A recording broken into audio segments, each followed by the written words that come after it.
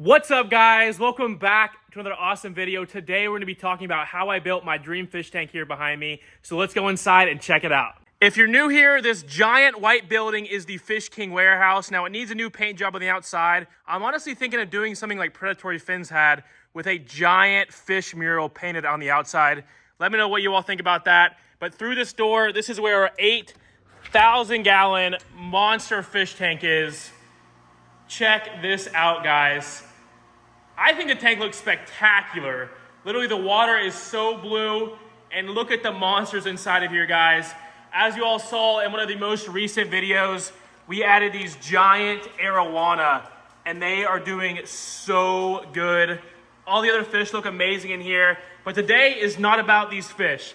It is about how we constructed this giant pond that took over 2 years to complete. Now, the reason why I'm filming this video today is I know there's so many of you all out there, just like myself, who love monster fish and want to build something of this size. They just don't even know where to start.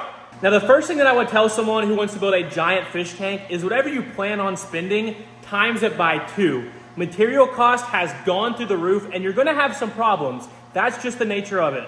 Now, on paper, this tank doesn't really look that hard to build. I mean, it's 25 feet long by about 10 feet deep. And really, you would think that would be quite easy as long as you had the right people.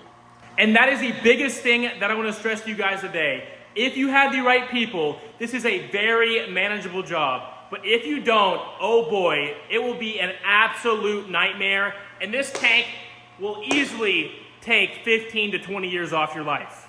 And I know a lot of people out there have been like, Chase, why didn't you just build this thing yourself? Come on, guys. If you only knew how much work went into this thing, we literally had over 100 different people to build this room here and build this fish tank. I'm not kidding you. For 2 years, this tank right here looked like the job site of a freaking skyscraper. We had electricians, we had people that did the tile, the pool work, the windows. I mean, it was freaking crazy. And knowing what I know now, there will be nothing more therapeutic to myself than trying to help you guys build a massive pond while avoiding all the issues that I had for the last 2 years. And don't get me wrong, guys, I feel so blessed to be able to come in here, look at this giant pond, chill in this giant room. But I'm here basically to say it's not gonna be easy. No matter what you do, you're gonna have your challenges, your hardships, and I'm gonna tell you all, it's gonna get better.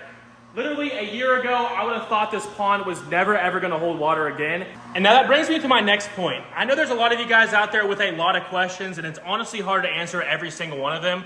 So I'm gonna sum it up just like this. Now, this is very important. You don't wanna miss this. Now, the first thing I'm gonna tell you is how we built this pond.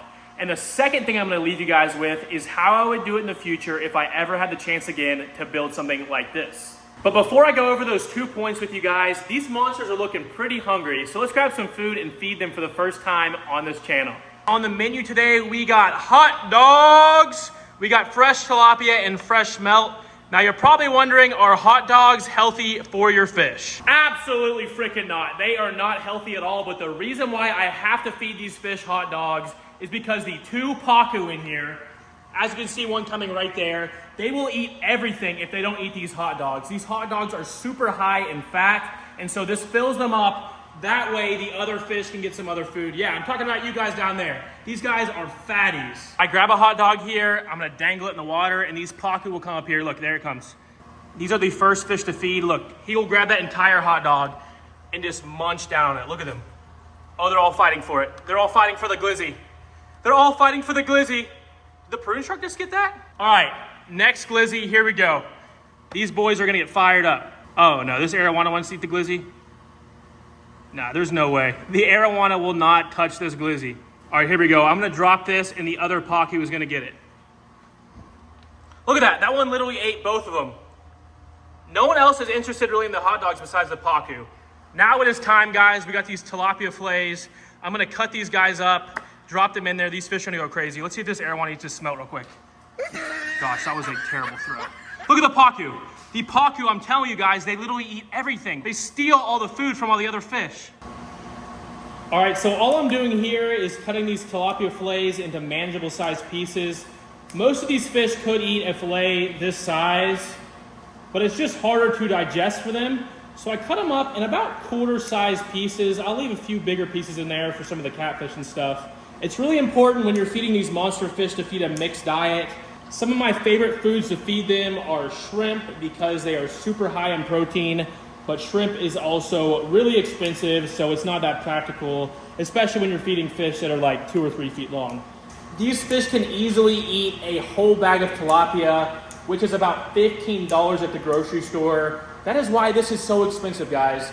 By you watching this video, you allow me to do this stuff. I promise you all, every single thing we ever make from this channel, I will put right back into this tank to buying new fish. We make about $15 a month off making YouTube videos, so I actually lose money when it comes to paying the electric bill, the heating bill, the cost just to produce the videos. I mean, it's crazy. But the more support we get, guys, the crazier stuff I'll do. So please drop a like on this video, subscribe. Now with that being said, I know I rambled on there for a second. Let's go ahead and feed these monster fish. This is gonna be so freaking awesome. Now this is what I call the meat push. Once they start to smell it, they're gonna go crazy. Oh my gosh, look at all that. The prune shark's getting some. My dog even wants some. That's how good it looks. And they will destroy all this food. These fish get going crazy. The arowanas, I left some out here, that way I can throw some on top of them. They like eating off the top. The jow is back there going crazy. I like to save a couple pieces just to kind of toss them out, really mix up the food a little bit. That way all these guys are not fighting for the same pieces of fish. Here comes the arowana. I think he's gonna take one.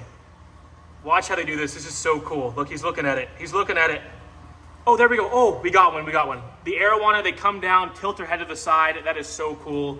Look at how big moose is. I feed these fish twice a day, 5 days a week. So that's why they are so freaking fat. Look at that freaking belly on moose. Moose, you're getting giant, buddy. Look, the arowanas are coming down for a little peek. Trust me, when these lights go out, all these monsters get even more aggressive. Look, he wants to take one, he's thinking about it. They've been eating pretty well, but once you eat, twice a day, pretty much a giant buffet of food, it definitely makes you a little more lethargic than you would normally be. I hope you guys enjoyed that feeding. As the fish start to get used to me, I cannot wait to start hand feeding them. Now it is time to go over my 2 most important points when it comes to building this giant pond. So point number 1, how we actually built this pond. So on the plans, this tank was supposed to be built exactly like a swimming pool. So the 10-man crew came in here and they put rebar poles all in the concrete. We had a plywood frame that you shoot the concrete into. Actually, it's called gunite. Gunite is what they use to build these pools.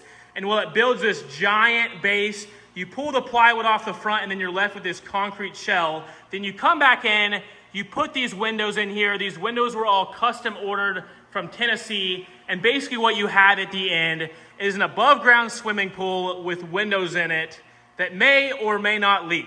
Now at first, building this tank like a swimming pool seemed like an amazing idea.